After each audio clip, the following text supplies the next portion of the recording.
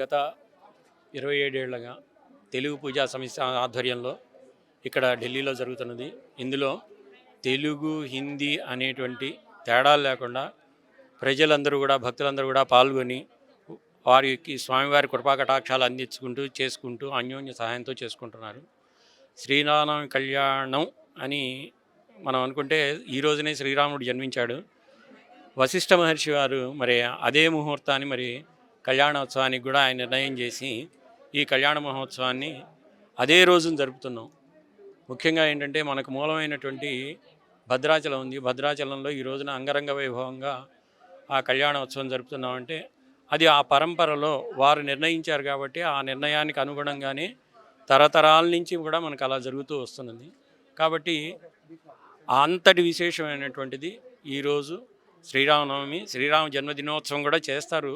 చేస్తూ మళ్ళీ కళ్యాణోత్సవం కూడా చేస్తున్నాం అన్నమాట. అసలు ఈ శ్రీరాముని జన్మదినోత్సవం ఏ విధంగా అక్కడ పూజా ప్రసాదాలు కావచ్చు, ఏ విధంగా ముఖ్యంగా పానకం ఇస్తారు కదా, దాని స్పెషల్ ఏంటి?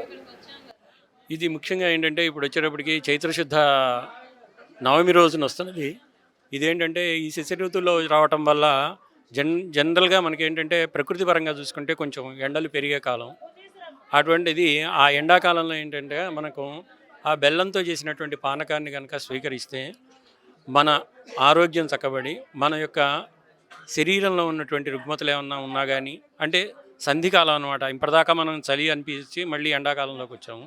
ఈ ఎండాకాలానికి దానికి మధ్య ఉన్నటువంటి ఆ సంధికాలంలో మనిషి యొక్క శరీరంలో జరిగేటువంటి మార్పులకు అనుగుణంగా మనం తీసుకున్నటువంటి ఆ పానకం వడపప్పు అంటే వచ్చేటికి పెసరపప్పుతో నానబెట్టి చేసిన దాన్ని వడపప్పు అంటాం.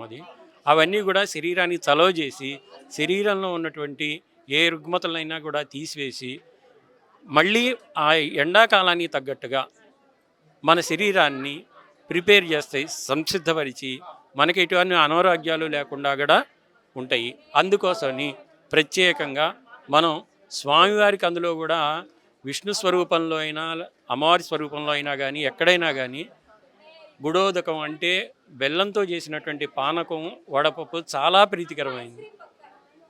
ఆ ప్రీతికరమైన వాటిని వారికి సమర్పించి అది ప్రసాదంగా మనం తీసుకుంటే మన కోరికలన్నీ కూడా స్వామివారు, అమ్మవారు తప్పకుండా తీరుస్తారు.